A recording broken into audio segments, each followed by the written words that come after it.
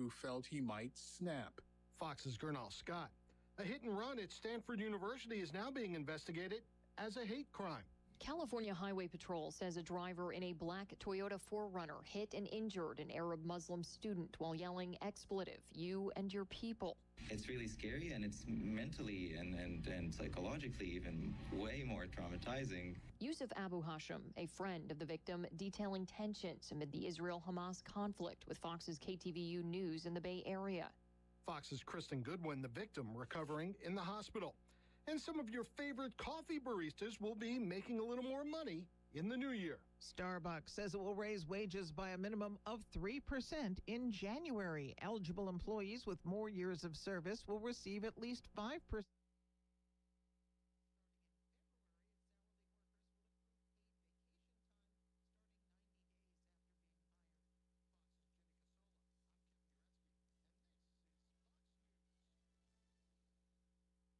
Prioritizing your health is one of the best ways to take care of yourself.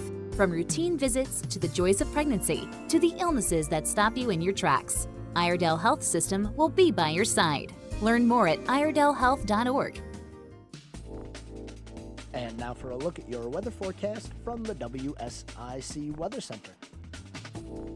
As you head through the remainder of the evening, you'll have mostly clear skies. That overnight low won't be too bad tonight. We're only looking at a low temperature around 47 degrees. Tuesday's going to be a little bit warmer. In the morning, we'll have sunny skies, and that afternoon high is going to get up near 78 degrees.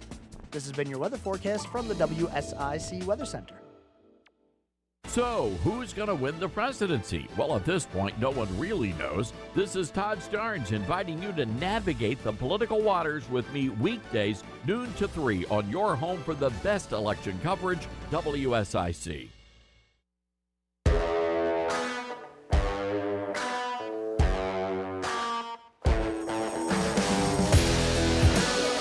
Hey! We are back. You are listening to the Scoreboard here on WSIC 105.9, 100.7 FM, video live to Facebook, YouTube, Twitter, LinkedIn, WSICnews.com. We are worldwide, not just local, we are worldwide. 704-873-1400 if you have something you'd like to talk about. There's a ton going on in the world of sports. We have quite a bit to get to. As we do every Monday, NASCAR had their championship weekend. We had some playoff football for the high school kids this weekend. The Panthers, unfortunately, got back to their losing ways. And, well, the rest of the NFL played too. And we have some MLB news right around the corner. Not sure if we'll get it before or after the show ends, but we will keep an eye on it. And if we do get news on finalists for MVP, Cy Young, Rookie of the Year, Manager of the Year, we're going to take a look, see if we can get that to you before the show ends today. But we're going to start, as we have been doing for the past few weeks, with local area high school football. There were a bunch of teams that had playoffs over the weekend. We had, let's see, Lake Norman. Lake Norman played a game. They played home against Independence. Unfortunately for Lake Norman, they ended up losing that one by a final score of 35-0. Tough way to end the season. After a 9-0 start, Lake Norman lost back-to-back games. One against Mooresville to end the regular season, and one against Independence in the playoffs. Well, unfortunately, their season is over, but a good year. Nothing to be too upset about because, like I said, it was a good year. They played a tough team, and unfortunately, they ended up getting beat. Independence moves on to take on East Forsyth, and in the 4A division, 4A conference, Mooresville had a game. Now, Mooresville is the 3 seed in the West. They took on number 30, A.L. Brown. This was the second time those two teams have met in the past 2 weeks. or in the past 3 weeks. First meeting, Mooresville won 30-20. Well, in this playoff game, it was a little bit closer, needing overtime to decide a winner on that one. A.L. Brown fell in overtime. Mooresville moves on. So Mooresville High School heads on, still playing home games in the playoffs as the 3 seed. They've earned that right. Their next game against Mount Tabor. That one this Friday. A little bit closer to the old Statesville studio now. The Statesville Greyhounds, Statesville High School, they have been in the playoffs also. And, well, they snuck by. That's right. Statesville High School won their playoff game against South Point. It was a home game. Final score on that game, and by sneaking by, I mean they really snuck by. Final score in that one, 28-27. Congratulations to Statesville. They move on. They're going to be on the road for their next playoff game. They will be taking on Crest. Now, Crest is the 1 seed, unfortunately, but Statesville as a 16, they got the weird draw. You know, had they been a 15 seed, they'd have a little bit more favorable of a matchup, but not meant to be this time. They are going to be playing the number 1 team in the conference, and Hickory, the number 1 team in the division through the regular season.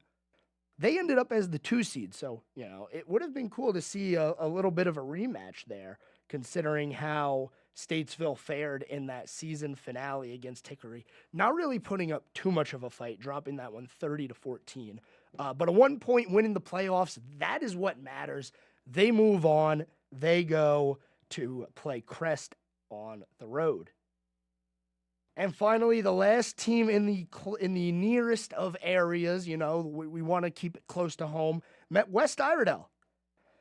Their season, unfortunately, came to an end on Friday. They fell to Dudley by a final score of 63-14.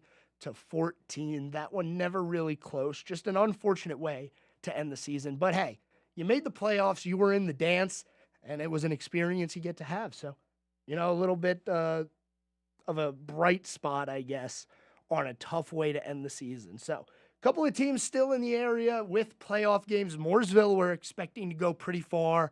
Statesville, if they win, it'll be a big upset, and it'll be great for the local area. So, make sure you tune into all those, go to the games, say hi to everybody there, you know, support the local high school football teams. Since we have a little bit of time before this first break, I want to squeeze in some college football. We will be getting to the NFL. We will be spending quite a bit of time today on NASCAR, considering they had all 3 of their championships, or all 4 if you're a fan of the ARCA series. Over the weekend, we'll talk about those 2. But we're going to go to college football here, and the big story, I think it's the biggest story. What's going on with USC, man? I mean, it's just really unfortunate. Caleb Williams, he probably doesn't know whether or not he wants to stay or go at this point. They fell 52-42 to Washington. Washington, a 5 seed, so it was a very tough matchup for them going into that one. But that's the 3rd loss of the year for USC, and I'll tell you what. The camera work at some of these games is a little upsetting. They got Caleb Williams on a close-up of him crying in the stands. I don't like that. Like, you're allowed to show some emotion on the field. Like, you just got through another game where you had a tough loss. Now, you look at their games this year, all the games that they've lost, they were kind of in these games. They lost to Notre Dame 48-20. It got away from them right at the end. Utah 34-32, and now they lose to Washington 52-42. The defense isn't doing him any help. That is one thing, that's for sure. But I just think Caleb Williams, like, don't get a close-up of him crying. It's just not what we need to see. Show the other team, show the winning team. I know there's all these storylines. Caleb Williams is going to be the first overall pick in the draft. He might not even want to come out this year. He's got another year of eligibility left. And I don't blame him. Who would want to go play for the Bears right now? If you look at the 2024 potential draft order for the NFL, it isn't Chicago with the number 1 overall pick right now. It's the Arizona Cardinals. And when we come back from the break, we will talk more about not only the draft order and college players and who's going to go where, but we'll talk about the Panthers and the unfortunate game that they had. We're going to a break here. Stay tuned. You're listening to The Scoreboard on WSIC 105.9, 100.7 FM. Don't go anywhere. We'll be back after this.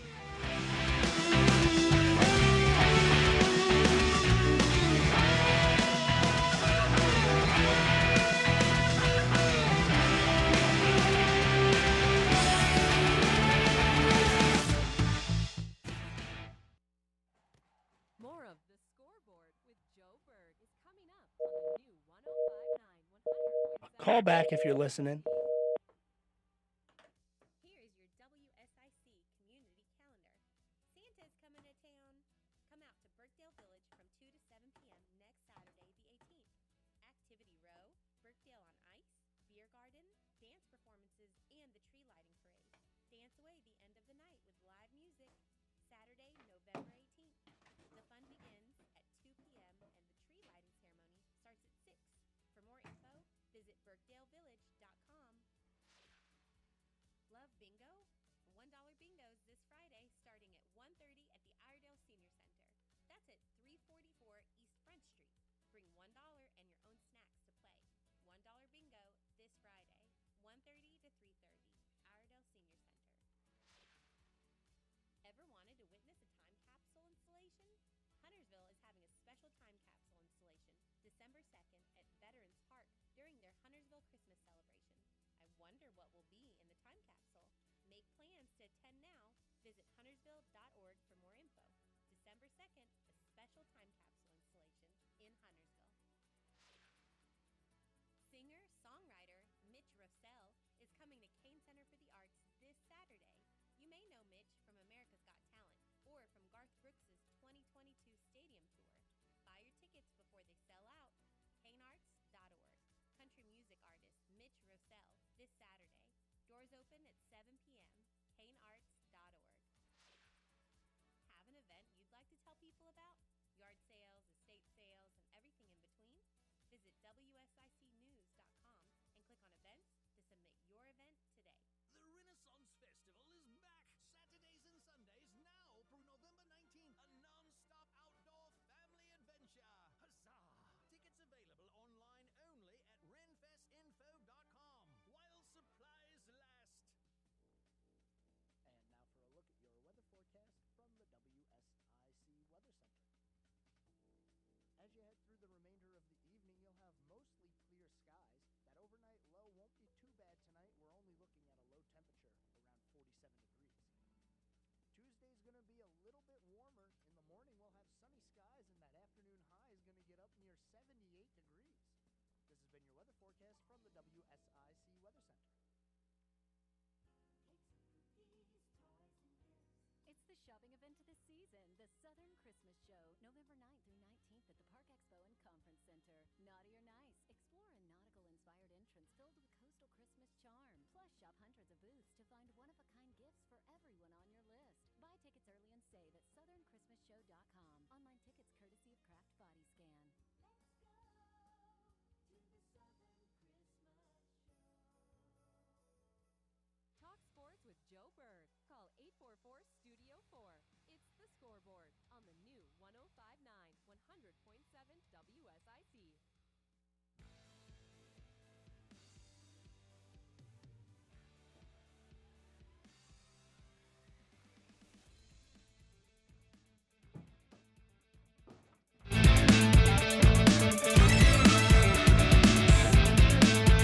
Whoopsies. Sorry about that, ladies and gentlemen. I'm back. I had to get the water, I had to run. Sometimes you gotta run. Hold on.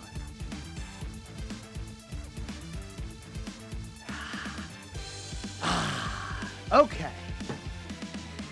Welcome back to the Scoreboard here on WSIC 105.9, 100.7 FM.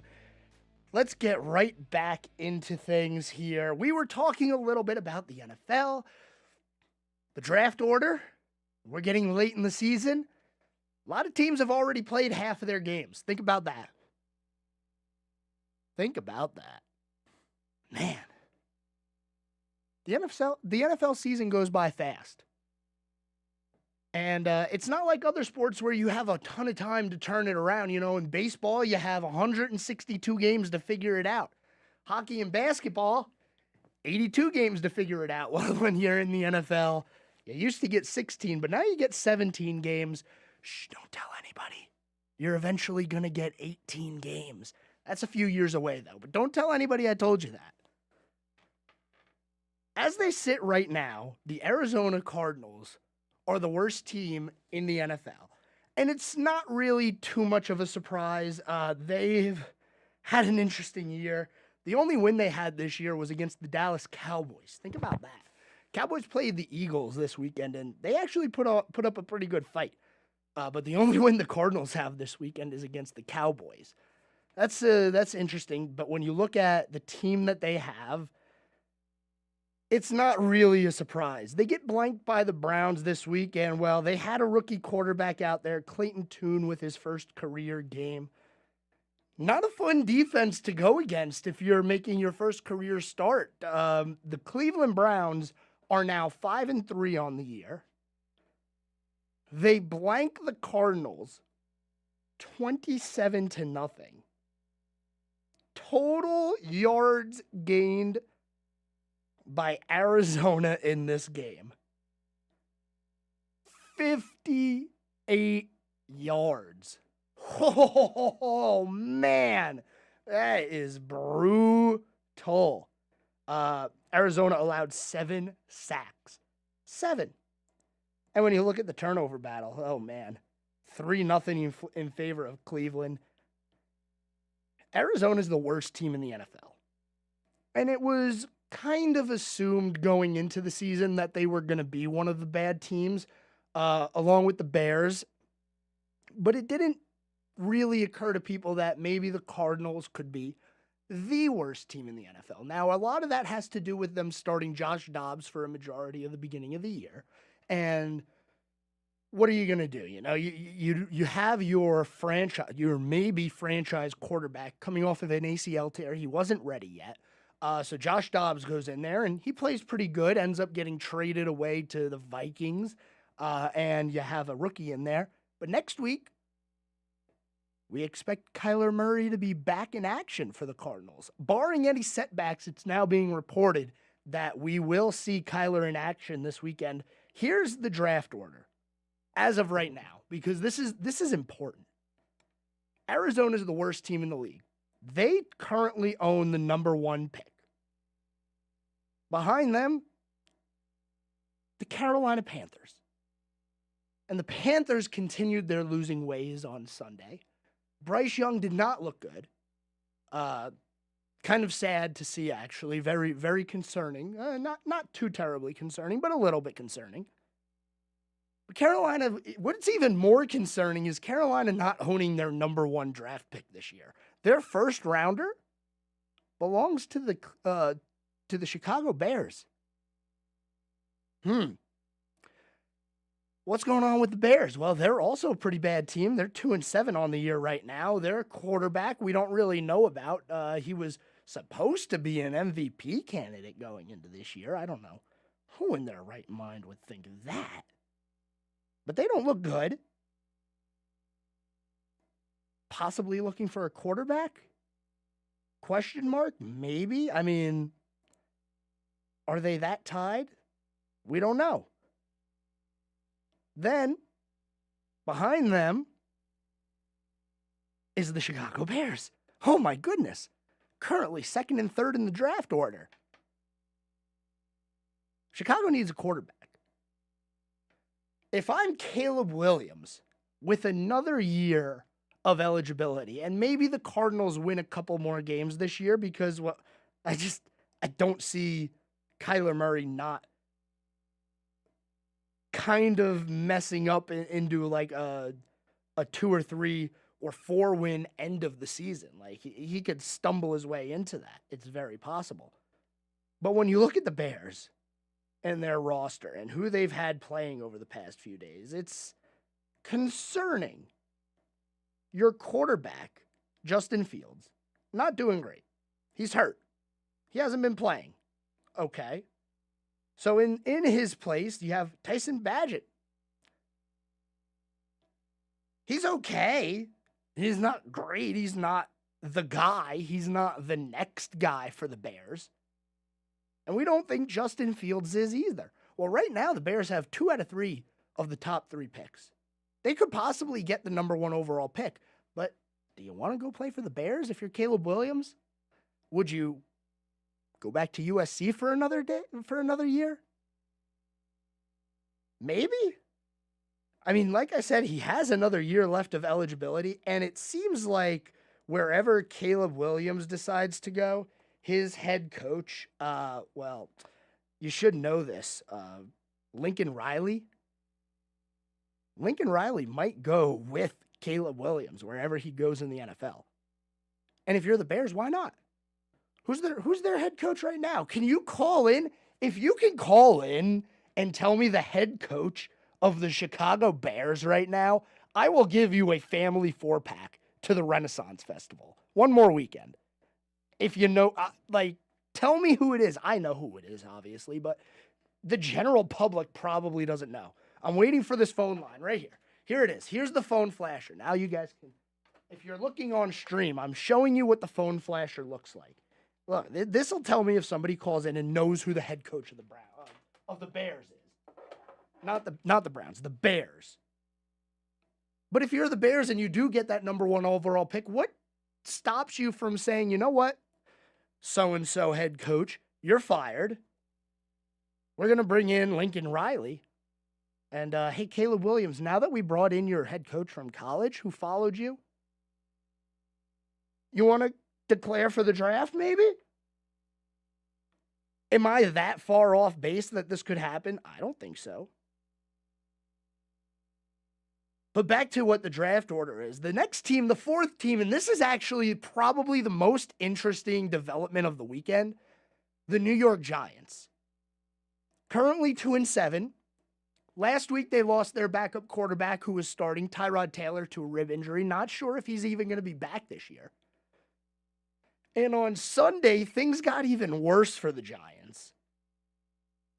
Starting quarterback, who they gave a 4-year, $160 million contract to over the offseason. Starting quarterback, Daniel Jones, against the Raiders, comes out of that game with a torn ACL. It is official, in case you didn't know, if you were still waiting to hear the diagnosis, because this is important stuff for everybody right now. So Giants, their quarterback now is Tommy DeVito. Okay. Does Tommy DeVito go out and win a game for the New York Giants? I don't think so. We're staring at right now. We're staring at a New York Giants team who's probably going to lose the rest of the year.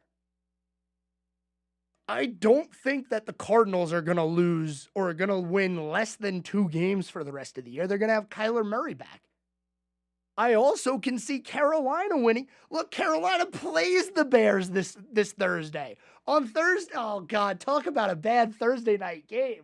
Oh boy. Bears, Panthers.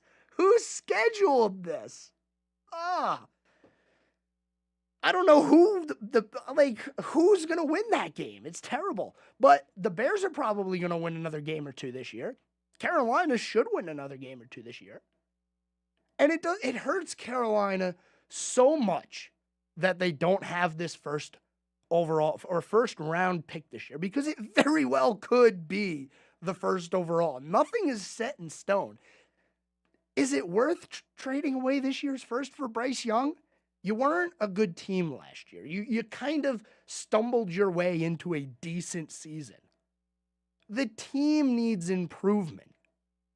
You could drastically change the course of your program if you had that first round pick this year, because it's going to be a top 5, top 7 pick at the latest, and you can get a game changer and, I don't know, build. But the Panthers can't do that now. And if this shakes down to the Bears having the number 1 overall pick because the Panthers traded their first rounder to the Bears, we're gonna fire off on the scoreboard. I'll tell you that right now. We will not be happy. We're gonna talk some NASCAR when we return. I gotta stop talking NFL because it's gonna make my blood pressure go up. Man, the Panthers are frustrating. Stay tuned. When we come back, we have a lot of championships in NASCAR to talk about. Talk about the trucks, then we'll talk about Xfinity, and we'll wrap everything up nicely with the Cup Series. Stay tuned. We're back after this. Keep it right here. There's more of the Scoreboard with Joe Berg on the way from the new 105.9 100.7 WSIC. Cakes and cookies, toys and gifts. It's the shopping event of the season, the Southern Christmas Show, November 9th through 19th at the Park Expo and Conference Center. Naughty or Nice, explore a nautical-inspired entrance filled with coastal Christmas charm. Plus, shop hundreds of booths to find one-of-a-kind gifts for everyone on your list. Buy tickets early and save at southernChristmasShow.com. Online tickets courtesy of Craft Body Scan. Let's go to the Southern Christmas Show. And now for a look at your weather forecast from the WSIC Weather Center. As you head through the remainder of the evening, you'll have mostly clear skies. That overnight low won't be too bad tonight. We're only looking at a low temperature around 47 degrees. Tuesday's going to be a little bit warmer. In the morning, we'll have sunny skies, and that afternoon high is going to get up near 78 degrees. This has been your weather forecast from the WSIC Weather Center. In life, we plan for many important things. Weddings, our children's education, retirement. A celebration of life is really no different. Planning and paying for your life celebration in advance will give you and your family valuable peace of mind. We'll help you take care of every detail with professionalism and compassion. We're Bunch Johnson Funeral Home. Find us at dignitymemorial.com.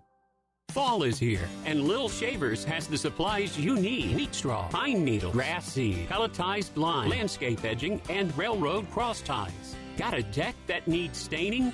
Lil Shavers has PPG paints and stains at prices you can afford. Fall is a great time to replace your furnace filters at Lil Shavers.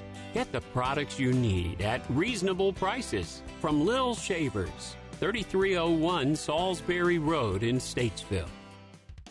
Folks, you know Randy Marion sells vehicles the King of Price way, but did you know our service department? We service vehicles the King of Price way. We sell tires, we sell brakes, we sell batteries, we sell the maintenance. We help you keep your vehicle on the road safe, ready to drive. Whatever the season is, Randy Marion service departments have you covered. Come see us today because, folks, again, you know we sell the King of Price way and we do service the King of Price way. King of Price, RandyMarionStatesville.com. Hi folks, Pat Shannon inviting you to join me for the Home Ad Show. We help you sell things, buy things, celebrate birthdays, anniversaries, and have a lot of fun in the process. Weekday mornings from 9 to 11, here on News Talk WSIC. Be a part of the conversation. We can't fix America's debt by starving its people. Have your say. One shooting after another, and we're doing nothing to solve it? This is WSIC News Talk Now. Mistakes doom a sterling defensive effort. I'm Anish Shroff with this Panthers update. It's bow time.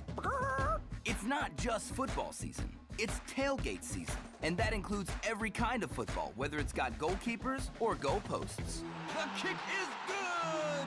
Because it doesn't matter where or how you tailgate. When you've got crispy chicken and fluffy buttermilk biscuits from Bojangles, your tailgate is better than great. It's legendary.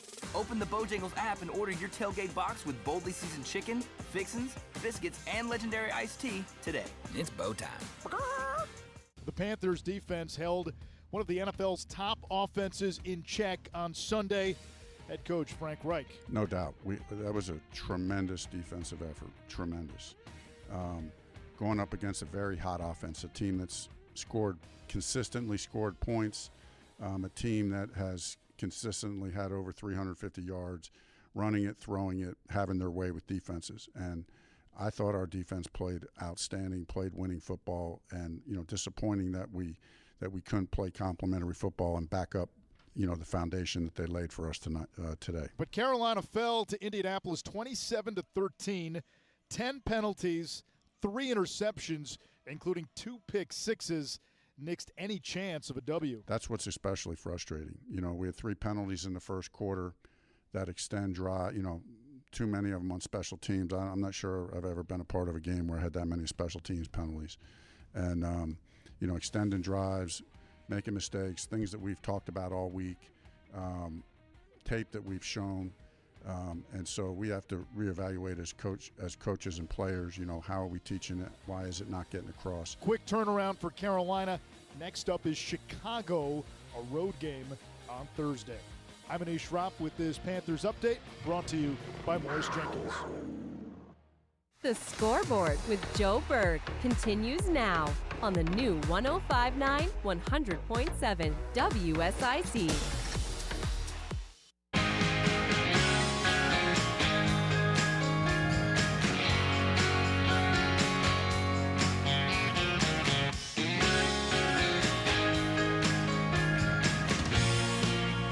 Okay, we are back here on the Scoreboard, WSIC 105.9, 100.7 FM, 704-873-1400 is the phone number. Call me up, tell me what's on your mind, and a little bit of housekeeping before we move on here. Number one, if you happen to call into the studio while we're on break, and I don't answer the phone, feel free to call back once we are back, because I do run out of the studio every so often to work on some things behind the scenes. But if you do have something you'd like to talk about, you can call me. I will answer, I promise. 704-873-1400. Just call while we're on air. It's always better for everyone. It flows a little better. Number two, I feel like people who are listening might think I was joking about the whole Renfest tickets thing. No, I actually do have Renaissance Festival tickets. I think this is the last family 4-pack that WSIC has. So, the question of the day, as the Carolina Panthers prepare to take on the Chicago Bears this Thursday night. Thursday night football not looking any better. If you could tell me who the head coach of the Chicago Bears is, I will give you this family 4-pack. It's 2 kids, 2 adult tickets. There's not a lot of time left in the Renaissance Festival.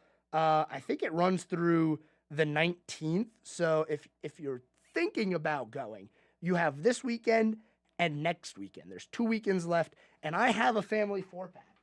I dropped one of them, but I do have them. Listen, if you're listening, can you hear that? Those are 4 tickets, and if you're watching, look, I'm going to show you the tickets. There's 4 of them. I see them right here. Pick a ticket, any ticket. See? Who's the head coach of the Bears? And if you're watching on stream, go ahead and comment it. I'll just give it to the person watching that wants these Renfest tickets and comments who the head coach is. I'm ready to give them away. Let's get some social engagement. I see you guys out there watching. All right, we have a lot to get to here in NASCAR. We had championship weekend galore. I'm not going to cover ARCA, but I am going to cover the trucks. I'm going to cover the Xfinity playoffs, and we're going to talk about, yes, obviously, the Cup Series. So first and foremost, in the Craftsman Truck Series race, man, embarrassing, is that the word that we're going to use? If you watched the race, if you stayed up until midnight to watch the Truck Series race, you saw a race that went 25 laps further than it was scheduled to. You saw a quadruple right? Single, double, triple, quadruple. That's 4. We had quadruple overtime in NASCAR. Yeah, I don't know how many times that's happened before. We had championship contenders taking each other out. We had nobody caring about anybody's positioning on track. Complete lack of respect out there. And we ended up with the product that they gave us on Friday night. It's supposed to be a professional league, and those guys drove like it was just any other derby, destruction derby, demolition derby on a Friday night, you know? What were we doing out there? And it was an okay finish. We got Ben Rhodes with the championship, so congratulations to Ben Rhodes. And you know what? Grant Enfinger made it a decent final restart. He came from like 12th, 13th, all the way into the almost battling with Ben Rhodes for the championship right at the end. And this is something that I found interesting. We, again, for, you know, however many times in a row this has been, we did not have the champion win the race for the Xfinity Series at the end. The champion finished, what was it, like 6th? We're pulling it up right now. I'm getting my best people on it because, you know, we're working on it.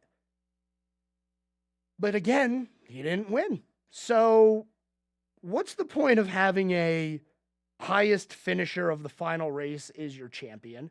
The winner of the race was Christian Eckes. The champion of the race, Ben Rhodes, finished 5th. This could have been, now, had Cole Custer not won the Xfinity race and therefore won the championship in Xfinity, I could see NASCAR making a drastic change as to how the championship unfolds, because making it quote unquote winner take all for the championship and then seeing nobody actually win the race but finish highest of the championship 4, I just don't like it. I've seen a lot of ideas thrown around, from a 3-race final round to go back to only winners are in the playoffs and do a chase style. I think what NASCAR needs to do, and I might sound a little less old school in this take because, you know, I like older NASCAR, like how they used to do things. I don't think they should go all the way back to the Winston Cup points. I don't, because you will have those instances when somebody just completely runs away with it. Take a look at F1. Pretty much a drastic example, because Max Verstappen has won 90% of the races this year, and the championship's been over for weeks. But go back to the original chase for the Cup format. 10 drivers, top 10 in points go to the chase. Who cares about wins? Be consistent during the year, be in the top 10 in points, and then let those 10 drivers battle it out over the next 10 races. I really think that was the best format that they came up with, because this knockout style is terrible. I don't like it. And the final race, making it so hard. This is why these races, especially in the lower series, like the truck series, this is why they turn into Wreckfest, because they're still learning how to control these high horsepower cars. Yes, they've grown up driving all their lives, but this is completely different. This is NASCAR. And there was so little experience out there. It was crazy. I mean, Grant Enfinger has plenty of experience, don't get me wrong. But some of the other guys out there, man, what are we doing in the truck series? And the Cup guys, they called them out too. They called out NASCAR. They said, what in the world is going on out there on Friday night? This is like, it's not even racing. It's embarrassing is what it is. Maybe we have to go to a point where the truck series, the Xfinity, and the Cup series all have a different style of playoffs that suits the way that those series runs. Maybe that's the answer here, because what we saw on Friday night, it's not the answer. But anyway, Ben Rhodes gets his truck series championship. That's actually his 2nd career truck championship.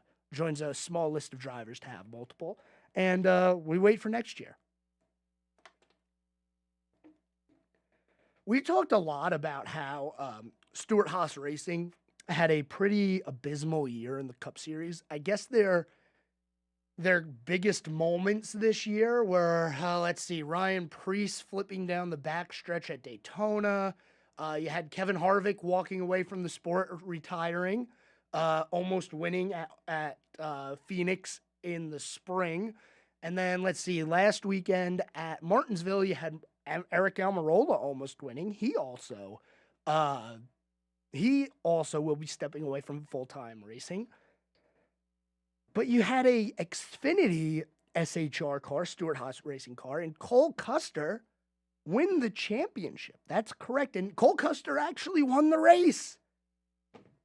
We're going to talk about that more when we come back. We have Xfinity. I'm not going to spend too much time on it because we want to get to the Cup Series. We want to get to the meat and potatoes of what we're talking about here today. So don't go anywhere. When we come back, Xfinity Championship, Cup Championship. We'll talk all about it. Stay tuned right here on the Scoreboard.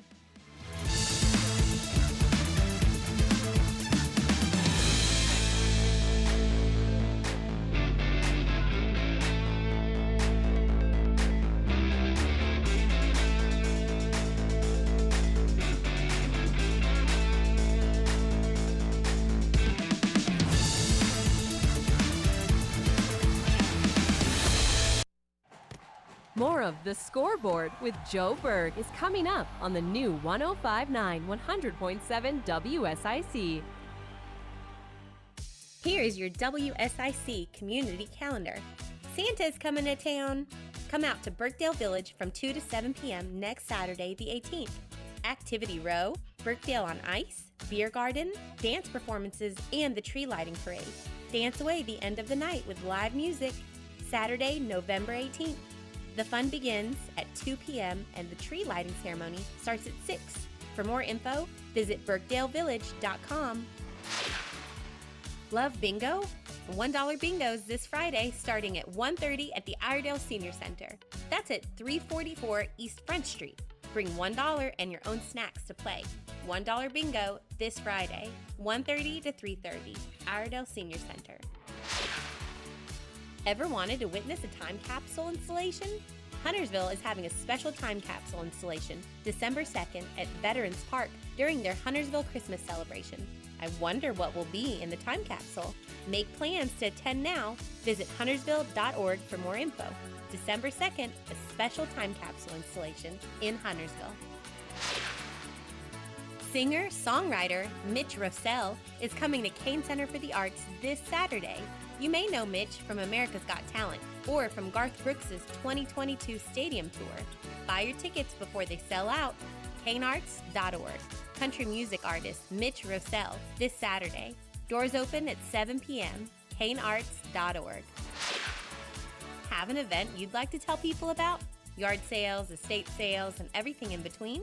Visit WSICnews.com and click on events to submit your event today. The Renaissance Festival is back Saturdays and Sundays now through November 19th. Save your dates. Don't miss the Renaissance Festival. Tickets available online only at renfestinfo.com while supplies last. And now for a look at your weather forecast from the WSIC Weather Center. As you head through the remainder of the evening, you'll have mostly clear skies. That overnight low won't be too bad tonight. We're only looking at a low temperature around 47 degrees. Tuesday's going to be a little bit warmer. In the morning, we'll have sunny skies, and that afternoon high is going to get up near 78 degrees. This has been your weather forecast from the WSIC Weather Center. Hello, friends. This is Dwight with Gullion's Christian Supply and Homeschool Headquarters, inviting you to join the Gullion family and staff in praising the Lord for 30 years of providing you with trustworthy and inspiring books, Bibles, music, gifts, and supplies. We so appreciate your support and friendship over all these years. With locations in King and Statesville, North Carolina, visit us again soon for encouraging fellowship and essential provisions for your Christian life. Gullion's Christian Supply and Homeschool Headquarters, where the Bible stands. It's The Scoreboard with your host, Sports Director Joe Berg, on the new 105.9 100.7 WSIC.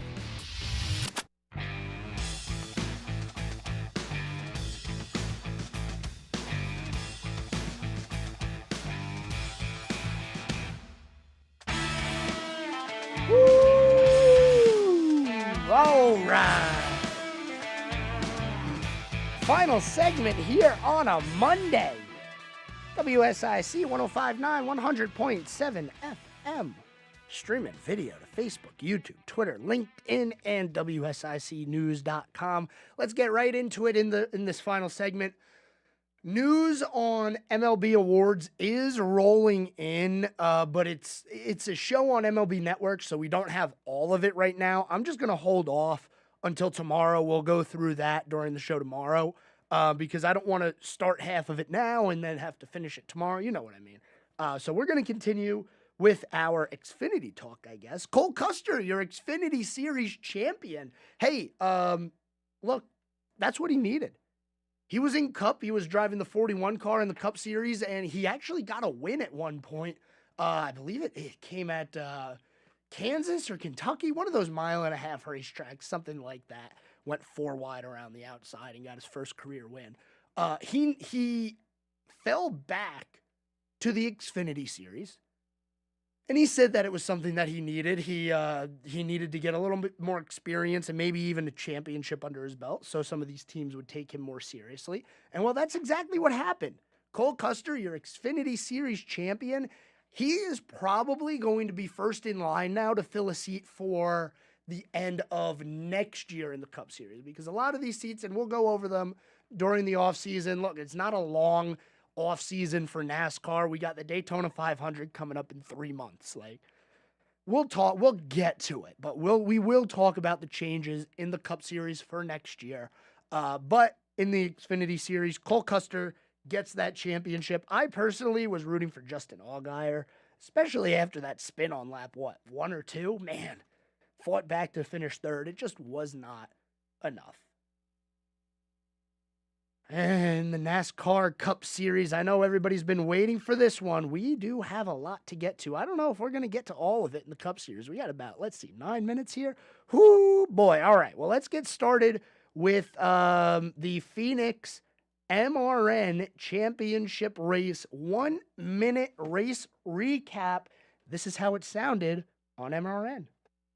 William Byron on pole position. Got Martin Truex Jr. flanked to his outside through turn number 4. Green flag is out and we're racing. Green and white checkered flag is in the air. Stage 1 ends and William Byron picks up the stage win. Problem over here, it's Christopher Bell is in the wall. One of our championship contenders. Christopher Bell has pounded the outside safer barrier. Here's Blaney down low. He's got a wheel up on Chastain. Now he'll slide across the nose of Chastain. Put Ryan Blaney into the lead. Caution flag is out with 37 laps to go. Kyle Busch spun right here at the start-finish line. The race up from pit road, Larson of the championship drivers first off. With 20 laps to go, the battle for second is the battle for the championship. The advantage goes to Ryan Blaney. Ross Chastain will win the season finale at the Phoenix Raceway, and right behind your 2023 NASCAR Cup Series champion is Ryan Blaney. Ryan Blaney capturing his first career NASCAR Cup Series championship. And I thought it was pretty interesting. Last year at Phoenix, in the finale, he finished second. Problem was his teammate in front of him, Joey Logano, was in the Final Four. And, well, Ryan himself was not in the Final Four. This was actually the first time Ryan Blaney made it to the Final Four of the Cup Series playoffs. And he ended up getting the win. Well, he ended up finishing second. And as we talked about, this is actually the first time since the Cup Series has been doing elimination-style winner-take-all at the end of the year. It's the first time that one of the Final Four drivers, round of 4, Final Four, whatever you want to call it, it's the first time that one of them have not won the season finale. Ross Chastain got that honor. And, well, for the first time in what seems like forever, in a championship race, we got dual burnouts, which I thought was pretty cool. I love the dual burnouts. Just put them all out there and burn it down. It's the end of the season. Anyway, Ryan Blaney takes home his first career championship. He's got a lot of champions in his family. Dave Blaney, his father, was a Cup Series driver. He has uncles who were drivers. Everybody in his family seems like they were a champion in some form or another. Here is Blaney on being able to add his name to the list of family of champions.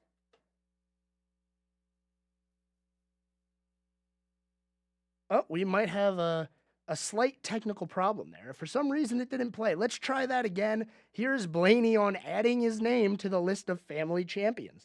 Yeah, it's finally nice to have that title. So, yeah, just overall cool to have come from a racing family, and I'm so fortunate my family was all here and supporting me, and just couldn't be prouder of the way it went today. So I can't wait to see my family actually.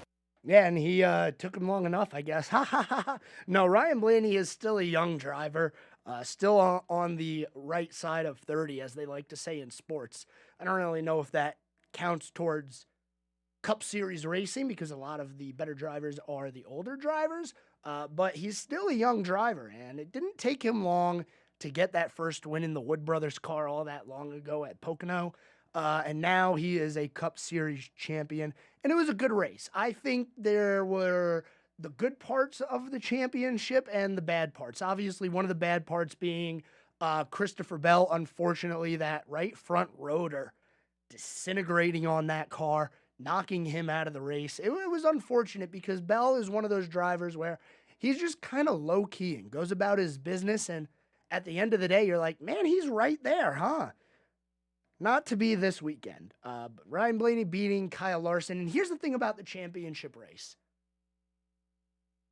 They threw one of their late race cautions, and I get it. It was a car spinning out on the front stretch. It's probably the last driver that you would ever expect to, controversially, cause a controversy because he spun. Now, I'm not talking about Kyle Busch possibly having a "are your arms tired" situation like Clint Boyer did back at Richmond, the final race of back then the Chase. It was a weird format back then. Now, I'm not talking about that. I'm just saying it was interesting that with 37 to go, there was a caution. And it was interesting that coming out the other end of pit road, the order got completely shuffled. Blaney went from the highest running championship driver to the third, which at that point was the last driver in the championship.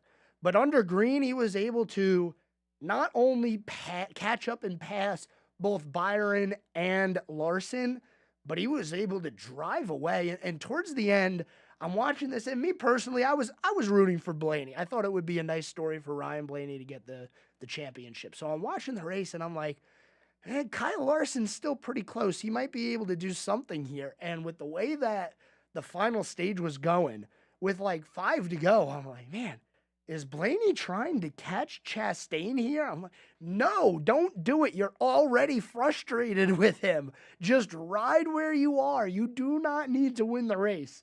And he ended up just staying put. I'm sure that his team was relaying that information to him plenty of times on that final run. Hey, you are the leader of the championship. You do not need to go crazy here. And he ended up winning the championship. So congratulations to Ryan Blaney. Here's Blaney on his raw emotions right after getting the championship. Yeah, just a little shock. Not shock, but just it's hard to have it set in quite yet. Just amazing day. Didn't start off very good, but we got better throughout the day, and second half of the race we were super strong. So appreciate everybody for working on it. We had to make up a little bit of ground that last restart, but our car was good enough to do it and have a good battle with the 5, and was able to sneak it out. Describe the battle with the 5 and what ultimately was the advantage you were able to get on him in that final run to the checkered. Yeah, I thought our car was just okay, for 10 laps or so, and then I feel like his car started falling off a little bit, and I just felt like I was able to turn a little bit better than him and let me get pointed better for exit. So, yeah, just someone's fighting. And that's Blaney on also his battle with the 5 at the end of the race. And it was a pretty good battle, but it really wasn't much of a battle. You could see it on that final run, and even before, Blaney was just in the better car. It looked just like Martinsville, where he just started to run everyone down. And this is now the second time that we've had a driver clinch their way into the Final Four at Martinsville and then go the next week and win that championship. Obviously, the first one being his good buddy, Chase Elliott. I wish I could talk a little bit more about the Cup Series finale today, but we might want to save a little bit more of this for tomorrow because there is a lot to digest and unpack and really have a season rewind and really debrief on what happened. So we're going to save most of this, the rest of this talk for tomorrow. Tomorrow on tap, we're also going to preview and talk about Sunday's game for the Panthers because they do play on Thursday night. And, well, it looks like nobody called in to try and win these Renfest tickets. I was not joking. I do have Renaissance Festival tickets. It is the last family 4-pack, and it's right here in my hand. Nobody knew who the coach of the Bears was. We'll have a different question for you tomorrow. The answer to that one, you probably didn't want to call in because you couldn't pronounce it. Matt Eberflus. Matt Eberflus is the coach of the Bears.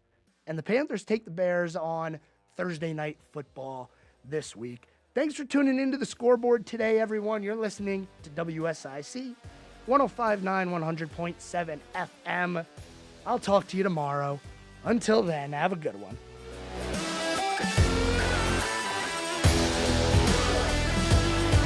The new 105.9, 100.7 WSIC, Statesville, Mooresville, North Charlotte.